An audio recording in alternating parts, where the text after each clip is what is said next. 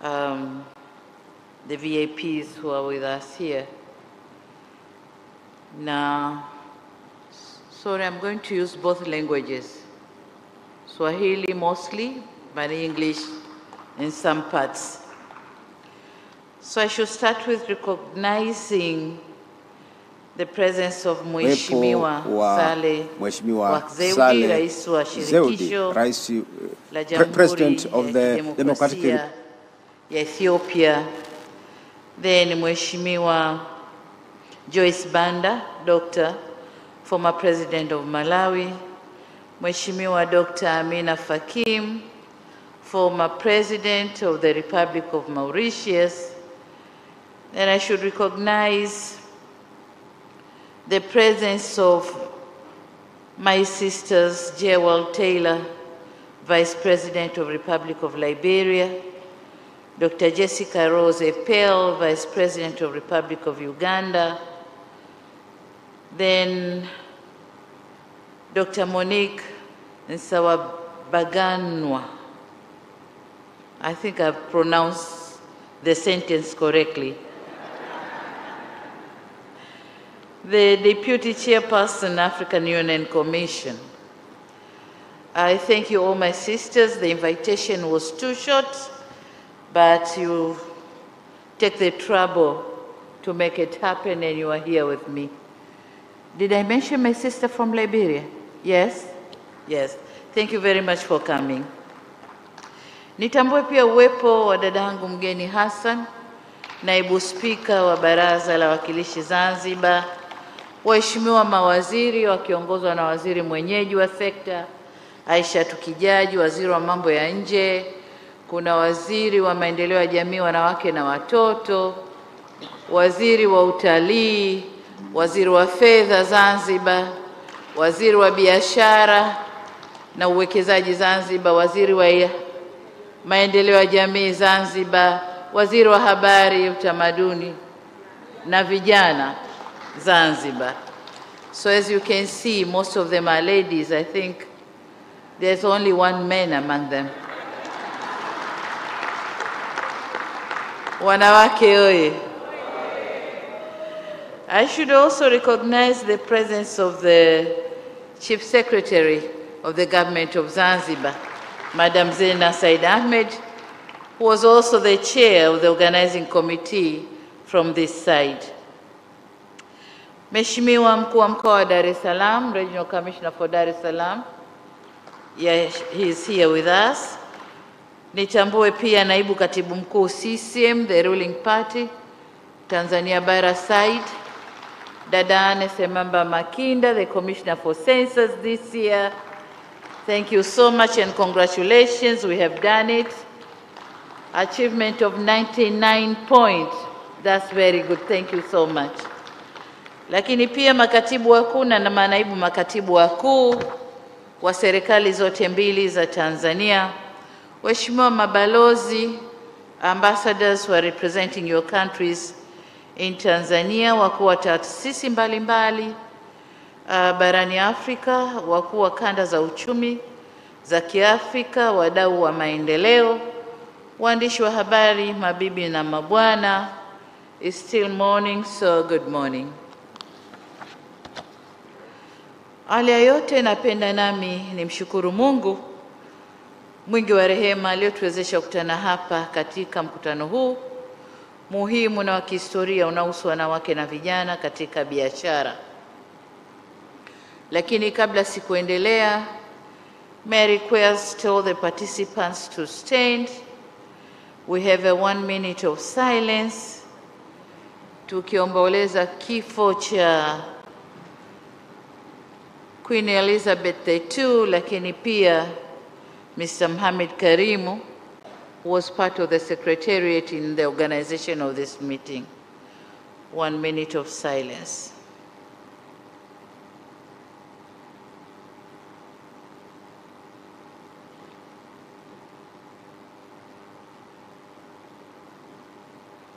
May their souls rest in peace. Amen. Nichukue nafasi hii pia kuishukuru Secretariat ya Eneo Huru la Afrika kwa kuichagua Tanzania, kukubali kuichagua Tanzania kuwa mwenyeji wa mkutano huu. Kwetu sisi hii ni heshima kubwa sana. Lakini sambamba na hilo, niseme kwamba kama alivyosema waziri, mwezi Mei mwaka huu tukiwa pale Ghana,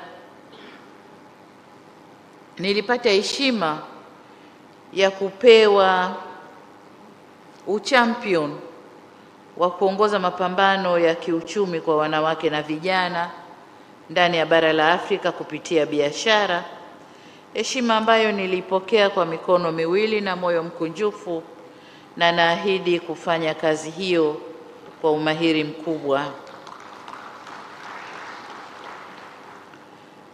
Kwa hiyo nikishirikiana na viongozi wenzangu wa bara letu pamoja na wananchi wa Afrika kwa ujumla wetu, nitajitahidi kulibeba jukumu hilo kwa uwezo wangu wote ili kuhakikisha kuwa ushiriki wa wanawake na vijana kwenye biashara unaongezeka na kuinua vipato vyao na vya jamii kwa ujumla.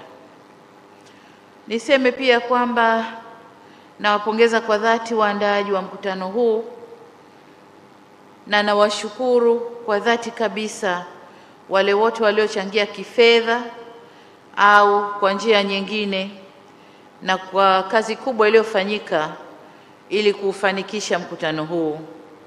Nimeambiwa miongoni mwa waliochangia kwa mambo mbalimbali ni pamoja na UNDP, UN Women, UNECA, Afrexim Bank, Azania Bank, NMB Bank, Tanzania Port Authorities, TMEA, lakini kuna wengine Benki Kuu ya Tanzania, Central Bank of Tanzania, Wizara ya Madini, Wizara ya Maliasili na Utalii, asante sana waziri, TBC, Tanzania Broadcasting Corporation, EWURA, TCRA, Petroleum Bulk Procurement Authority, TBS pamoja na Bodi ya Utalii Tanzania.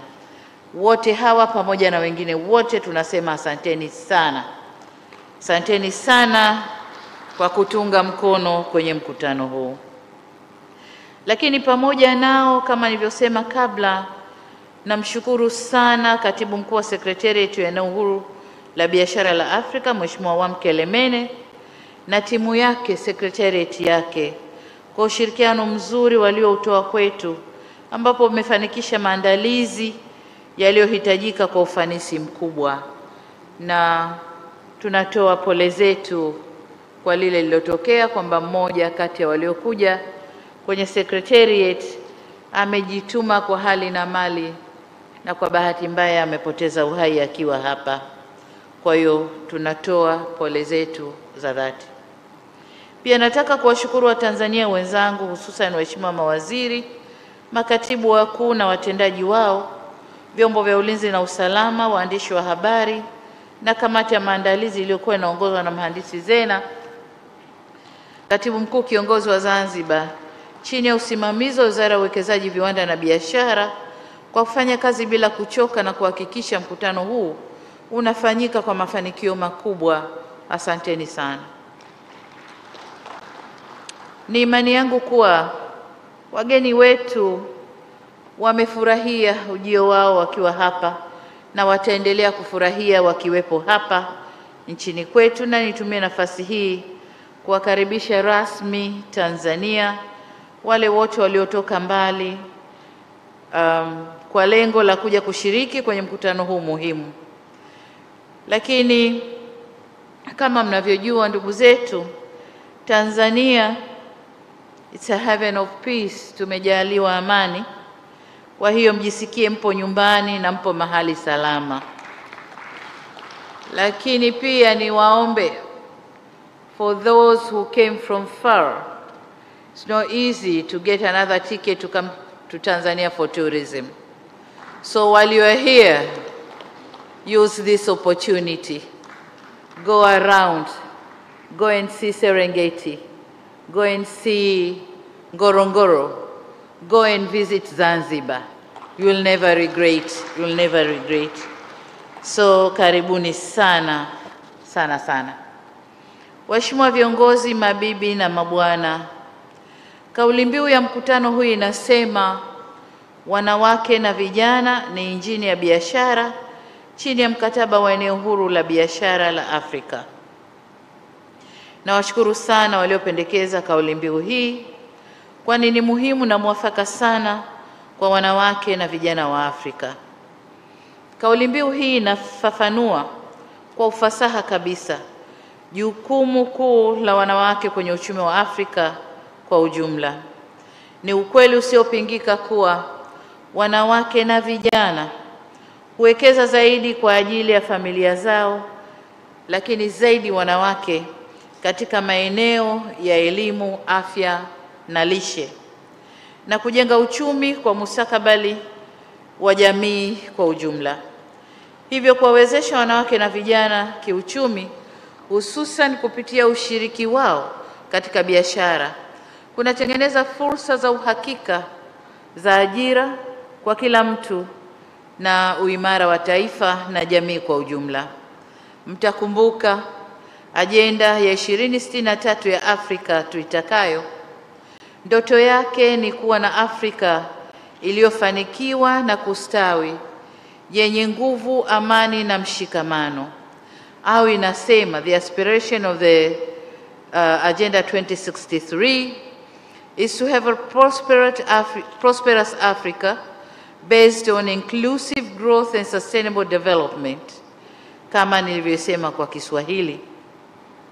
Hivyo basi ni jukumu letu sote kuhakikisha tunafanya mabadiliko ya kiuchumi katika bara letu ili kuleta maisha bora kwa watu wetu. Ili haya yaweze kutokea, ni lazima kuwajengea uwezo wanawake na vijana kushiriki kikamilifu katika biashara na kutumia ipasavyo fursa zitokanazo na soko la Afrika. Nilikuwa naangalia ule tamko la Agenda 2063, nikaangalia aspiration, lakini nikaangalia lengo la kwanza la lile tamko ambalo linasema the goal is to have high standard of living, quality of life and well-being of all citizens of Africa. That's our goal kwenye Agenda 2063. But again, the goal has identified the priority areas ambazo, one is to create incomes, jobs and decent work, but also to reduce poverty, inequality and hunger, to facilitate social security and protection, and to provide livable habitats and basic quality services. So these are the aspiration, the goal and priority areas. And what we are doing today is heading to that direction. So waheshimiwa viongozi, mabibi na mabwana, ili kushirikisha wanawake na vijana wawezeshwe kushiriki kamilifu katika biashara, nchi za Afrika kupitia majadiliano ya eneo huru la bara la Afrika zilikubaliana kwa kauli moja kuanzisha itifaki ya wanawake na vijana katika biashara. Nimefahamishwa kwa majadiliano ya kuandaa itifaki hiyo ya wanawake na vijana katika biashara bado yanaendelea, na itifaki itakapokamilika na kutekelezwa kikamilifu, nina imani itatimiza ipasavyo lengo la kifungu cha 3E cha mkutano au mkataba wa eneo huru la biashara la Afrika kinachosema yafuatayo: to promote and attain sustainable and inclusive socio-economic development, gender equality and structural transformation of the state parties. That's item 3E of the FCT treaty kama tulivyoisaini wote nchi za Afrika.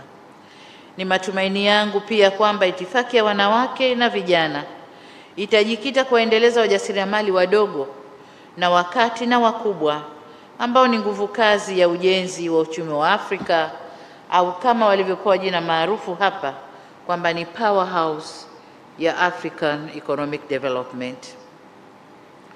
Aidha, ni muhimu pia wanawake na vijana wakajengewa uwezo kupitia elimu, ikiwa ni pamoja na kutumia sayansi na teknolojia itakayowawezesha kumiliki na kutumia rasilimali za Afrika kujenga na kukuza Afrika ya viwanda na biashara kwa uchumi imara. Hapa tunakwenda sasa, tutakapokwenda kutekeleza hili, tunakwenda kuangalia goal number 2 of the African Trade Agreement, which says to have well-educated citizens and skills revolution underpinned by science, technology and information. So tunapokwenda kutekeleza, we are going to touch goal number 2 as well. Lakini hapa nataka nitilie mkazo suala la elimu kwa vijana, hasa kwenye matumizi ya teknoloji. Na mfano mzuri hapa ni nchi ya China, ambao uchumi wake kwa kupitia science and technology unajengwa na vijana kutoka miaka 18 hadi 35. Unaweza kukuta maprofesa wengi wa miaka 35 waliobobea kwenye science and technology, na ndio wana lead makampuni mengi yanayozalisha sana kwa ajili ya uchumi wa nchi yao. Kwa nasi tukijielekeza hivyo, Tanzania tuna vijana wengi ambao wanaweza wakajenga, Afrika tuna vijana wengi ambao wanaweza wakajenga uchumi wetu. Lakini pia niungane na Rais Sahle-Work wa Ethiopia kutoa wito kwa mkutano huu kwamba mkutano huu utoke na mapendekezo ya kisera na mikakati madhubuti ya kuimarisha uwezo wa wanawake na vijana kutumia fursa zinazotokana na mkataba wa eneo huru la Afrika la biashara. Niwaombe wanawake na vijana wa Afrika kuungana nami tunapochukua hatua hii ya kihistoria kuelekea utekelezaji wa maono ya waanzilishi wetu wa ajenda ya Afrika jumuishi, Afrika tunayoitaka. Tunapaswa kutumia eneo huru la biashara la Afrika kama jukwaa la kuendeleza uwezeshaji wa wanawake na vijana wa Afrika, ikiwa ni mojawapo ya malengo muhimu ya ajenda 6023 na kuimarisha upatikanaji wa fursa za biashara kwa wanawake na vijana ili kuwaimarisha kiuchumi na kukuza uwezo wa uzalishaji wa nchi zetu, kama ilivyosemwa vizuri na Dr. Monica. Aligusia hii na akaisemea vizuri sana. Waheshimiwa viongozi, mabibi na mabwana, Afrika ni bara lenye utajiri mkubwa duniani, lakini pia tunaambiwa ndio bara maskini kuliko yote duniani. Kupitia mkutano huu, ninaomba viongozi wenzangu tuendelee kuwekeza zaidi katika rasilimali watu, hususan wanawake na vijana. Tukiwa na nguvu kazi imara yenye ujuzi wa kutosha, tutatumia maliasili zetu vizuri, ikiwa ni pamoja na kuziongezea thamani na kuendeleza ukuaji wa uchumi, hatimaye kuwezesha Afrika kuwa na mchango mkubwa katika soko la dunia. Kutokana na kwamba hatuna ujuzi wa kutosha, vijana wetu hawajapata ujuzi wa kutosha, tunategemea vijana wengine wa mabara wengine waje kutumia rasilimali zetu na waongeze thamani. Na kwa maana hiyo mapato yanayorudi ndani ya chumi zetu yanakuwa kidogo sana, lakini tukifanya wenyewe tutaweza kukuza mapato na chumi za Afrika zitakwenda kupanda kama tunavyotarajia. Ninaamini itifaki itakayotegemewa kuandaliwa ya wanawake na vijana katika biashara itaainisha fursa mbalimbali za kisera zitakazowezesha wanawake na vijana kunufaika ipasavyo na soko huru la biashara la Afrika. Na sote tunapaswa kuangalia njia mbalimbali tunazoweza kutumia katika kuimarisha ushiriki wa wanawake na vijana katika biashara. Kwa mfano, mojawapo ya njia hizo ni kuangalia uwezekano wa itifaki ya wanawake na vijana katika biashara kutoa upendeleo wa kipekee wa kuhakikisha baadhi ya manunuzi makubwa ya umma, public procurement, government public procurement, yanafanywa na kampuni zinazomilikiwa na wanawake na vijana. Kwa hapa Tanzania, sheria yetu inasema ni 30% of all public procurement to be given to the women companies. The law is there, the implementation is staggering. So I've been trying to push on that. And I was in the meeting of signing ceremony for the construction of roads, rural roads. And there were about 1,000+ contracts given. So I wanted them to offer 30% to women engineers.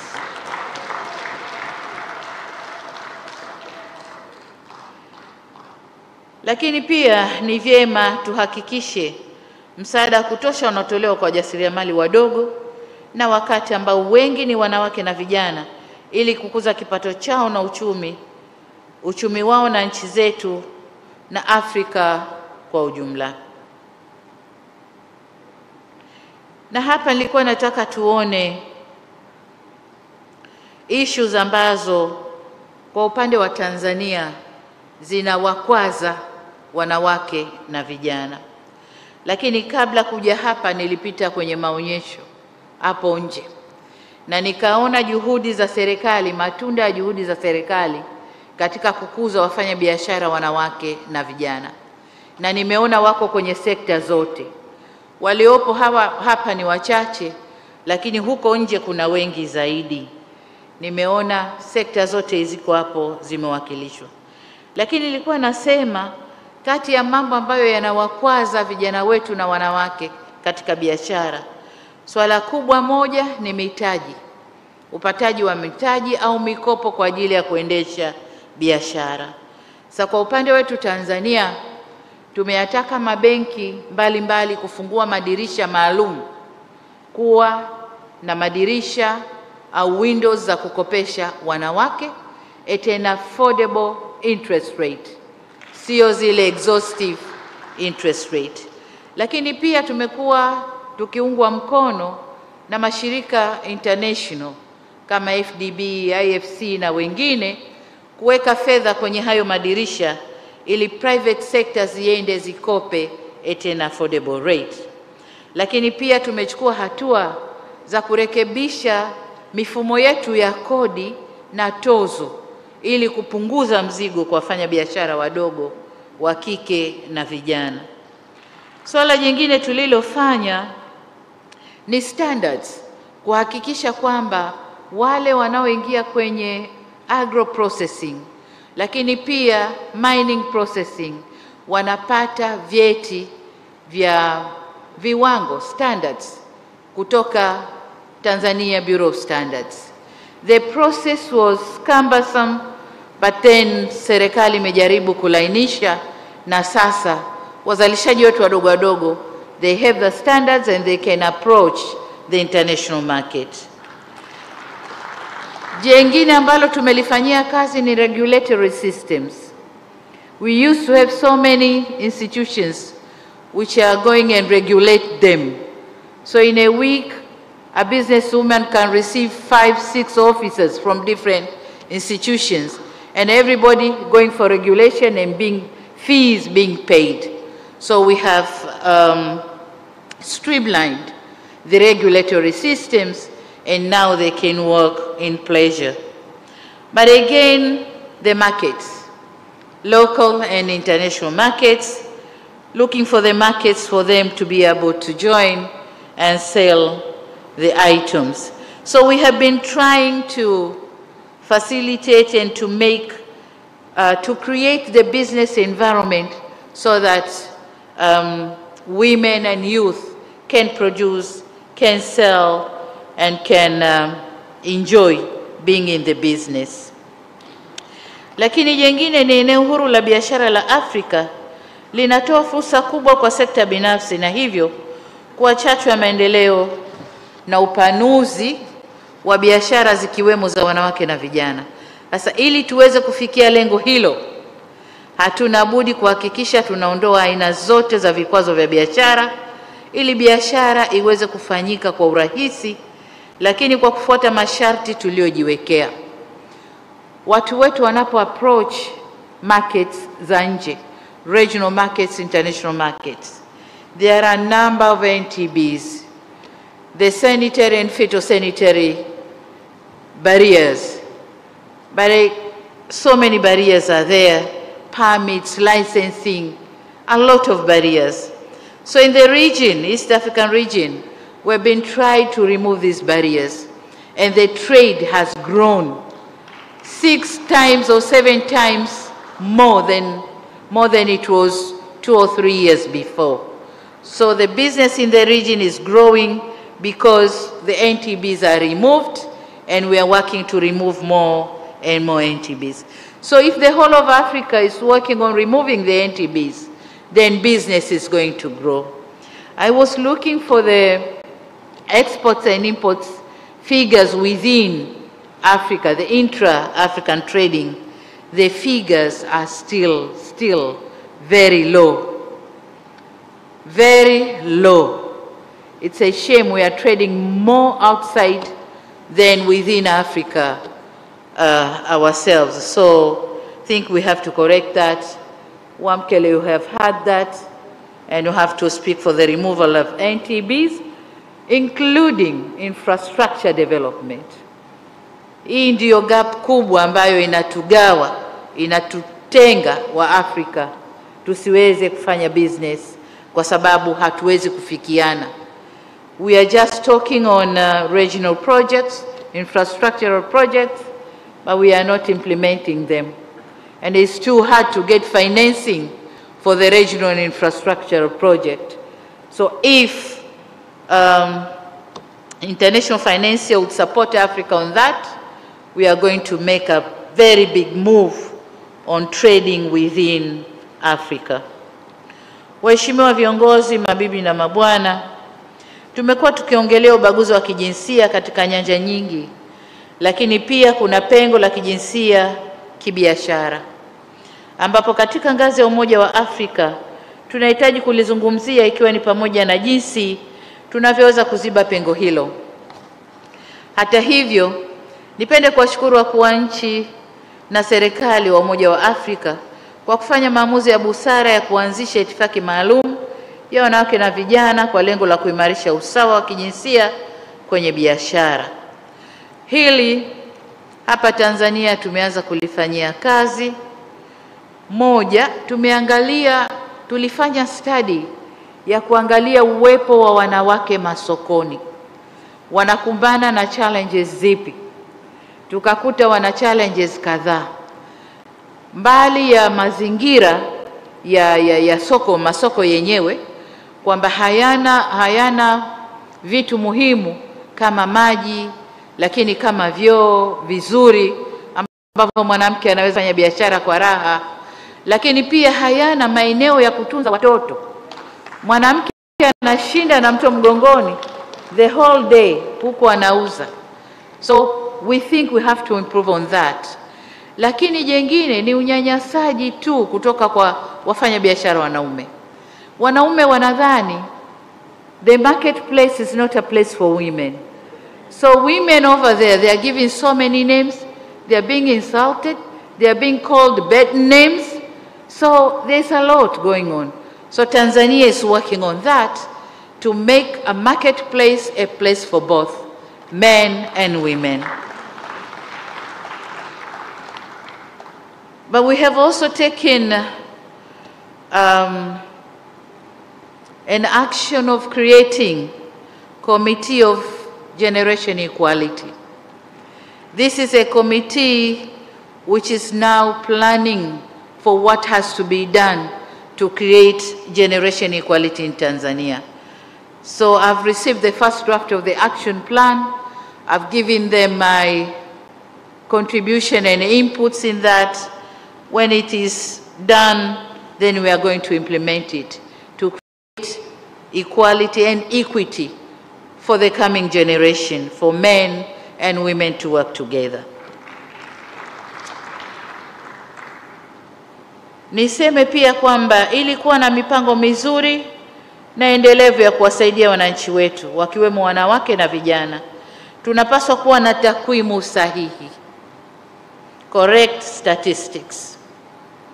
For Tanzania, we have just ended our population census, and we hope it's going to give us the correct statistics for men and women, children and people of different ages. But again, why correct statistics? Tunahitaji takwimu sahihi ili tuweze kujua how are we trading in Africa. The correct statistics will give us that picture.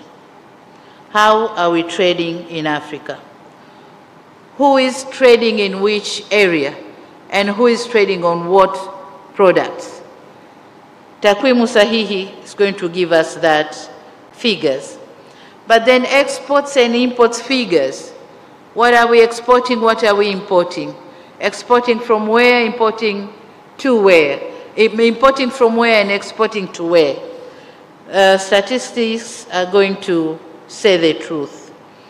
But then we need to have, and those statistics are going to give us a picture to be able to identify the markets for what is being what we produce in Africa. Where are the market? Where can I sell within Africa? Who needs what in Africa? So those statistics are going to give us those realities. But again, we are talking of food insecurity in the near future. Food insecurity in the region, food insecurity in the world. We need proper, appropriate and correct statistics to really allocate where the deficits. We need the food balance sheet, which is going to tell us who is producing what crop and who is having the deficit, who is on hunger and who is having an excess, so that we can trade within Africa. So proper statistics is very, very important. So those African statisticians, they have to work hard to give us those informations so that we can work on them. Waheshimiwa, maendeleo ya biashara Afrika, kwanza na maendeleo ya kikanda. We go to Africa but we start in the region. So kwa kuzingatia umuhimu wa wanawake na vijana, Jumuiya ya Afrika Mashariki ilianzisha sera ya jinsia, gender policy, mwaka 2018, ambapo inatoa mwongozo wa kuharakisha upatikanaji wa usawa wa kijinsia na kutobaguliwa katika haki za msingi ndani ya Jumuiya ya Afrika Mashariki. Miongoni mwa mambo mengine, sera ya jinsia ya Afrika au ya Afrika Mashariki imeweka kipaumbele katika masuala yafuatayo, na masuala haya ndio pia ambayo yamo kwenye work plan ya ile committee ya Generation Equality. Swala namba 1 ni kuimarisha ushiriki na uchambuzi wa kijinsia katika uandaaji wa sera za kiuchumi au uchumi jumla, macroeconomic frameworks, ikiwa ni pamoja na utekelezaji, ufuatiliaji na tathmini. Lakini 2, kuimarisha ujumuishaji wa kijinsia katika masuala ya uchumi wa kitaifa, uanzishaji wa sera za uchumi na mipango ya kibajeti ya kijinsia. Jengine ni kusaidia na kukuza ushiriki wa wanawake na vijana katika maendeleo ya biashara ndogo na za kati na kubwa katika biashara za mipakani, cross border trading. How are we going to deal with it? How are women and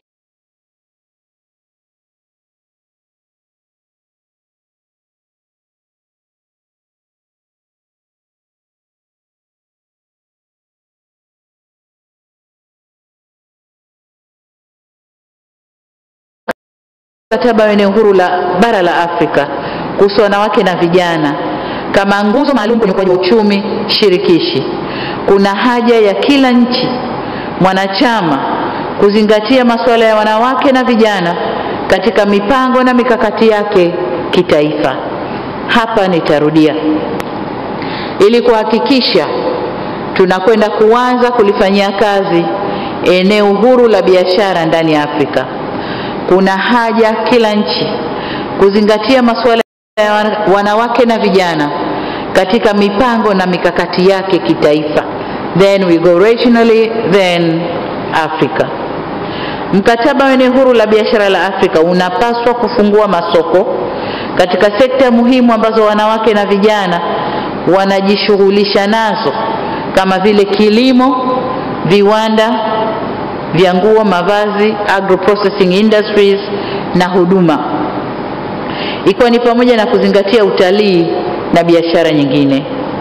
Ili kuhakikisha hadi kwa wanawake na vijana inazaa matunda yanayotarajiwa, ni muhimu changamoto ambazo wanawake na vijana wanakabiliana nazo zinabainishwa bayana na kupatiwa njia za kuzitatua ili waweze kutumia ipasavyo fursa zitokanazo na itifaki iliyoandaliwa ya wanawake na vijana katika biashara. Bila shaka baadhi ya changamoto ambazo wanawake na vijana wanakabiliana nazo katika biashara ni pamoja na kutofahamu kwa usahihi fursa za biashara katika masoko ya nje, jinsi ya kujiunga katika mnyororo wa thamani wa kikanda, kufanya usajili wa biashara unaohitaji pamoja na mambo mengine kukidhi masuala ya usalama wa bidhaa, ubora na viwango.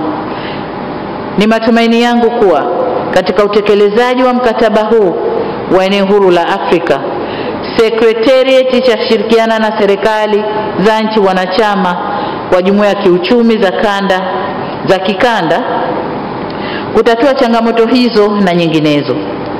Serikali ya Jamhuri ya Muungano wa Tanzania na mimi binafsi tumejipanga kuhakikisha kuwa wanawake na vijana wananufaika ipasavyo na mipango na mikataba tunayokwenda kuitekeleza. Katika serikali hii wako wanawake wengi katika nafasi za juu na wote wameonyesha kiwango kikubwa cha uongozi, na ninawataka wakawajibike kwenye maeneo haya.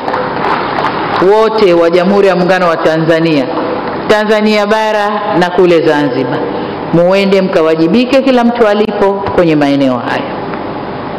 Waheshimiwa viongozi, mabibi na mabwana, bila shaka sote tunafahamu kuwa bara la Afrika linajitosheleza kwa chakula, na kilimo ndiyo msingi wa ajira kwa nchi zetu nyingi. Lakini of recent tumenotice kuna tishio hilo la kutojitosheleza kwa chakula, na zaidi kwa baadhi ya nchi ndani ya bara letu la Afrika. Lakini niseme kwa Jamhuri ya Muungano wa Tanzania tuna fursa za kutosha kwa wawekezaji wa Kiafrika kwenye maeneo mbalimbali, ikiwa ni pamoja na kuongeza thamani katika mazao ya kilimo cha bustani, horticulture, ngozi na ngozi ghafi, sekta ya madini pamoja na nguo. Wawekezaji kutoka nchi za Afrika, hayo ni maeneo ambayo Tanzania bado tuna potential ya kutosha. Tunawakaribisha, njooni tufanye kazi pamoja. Nichukue fursa hii pia kuhakikishia kwa serikali ya Jamhuri ya Muungano wa Tanzania itaunga mkono kikamilifu na kuwezesha mpango wowote unaolenga kuimarisha biashara na uwekezaji wa wanawake na vijana nchini Tanzania. Ninatambua kuwa leo na siku zinazofuata tutakuwa na wasemaji wengi kutoka taasisi mbalimbali, ikiwa ni pamoja na mashirika ya kimataifa, serikali, vikundi vya utetezi wa masuala ya kijinsia, mashirika ya kiraia na wafanya biashara. Ninaomba niwakumbushe tena kuwa tuko hapa kwa ajili ya kubadilishana mawazo na kuibua masuala ya kisera kwa ajili ya itifaki ya wanawake na vijana katika biashara. Hivyo ni vyema mijadala na michango ikajielekeza katika lengo hilo muhimu, ili mkutano huu uwe wa manufaa makubwa. Ndugu zangu, kabla sijahitimisha hotuba yangu, napenda kwa mara nyingine tena kuwapongeza na kuwashukuru waandaaji wa mkutano huu na nyinyi wote kwa kushiriki kwenu katika mkutano huu na kuwezesha mkutano wetu kufanyika kwa mafanikio makubwa. Serikali ya Jamhuri ya Muungano wa Tanzania itaendelea kuwawezesha wanawake na vijana katika kutimiza malengo yao kibiashara chini ya mkataba huu tunaojadili hapa wa eneo huru la biashara la Afrika. Baada ya kusema hayo, sasa natangaza kuwa mkutano au kongamano hili limefunguliwa rasmi na ninawatakia majadiliano mema.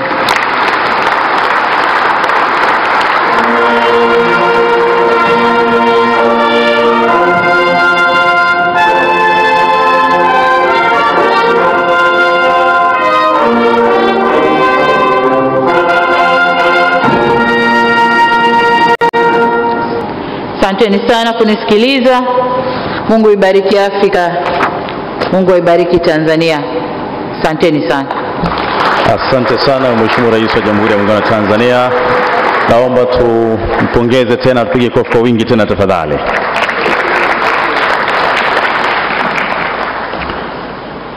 Asante sana Mheshimiwa Rais wa Jamhuri ya Muungano wa Tanzania, Mheshimiwa Samia Suluhu Hassan kwa kutuhutubia. Kwa kweli tulikuwa tunasubiri kwa hamu hotuba hii na tumeisikia, hotuba iliyojaa maelekezo lakini pia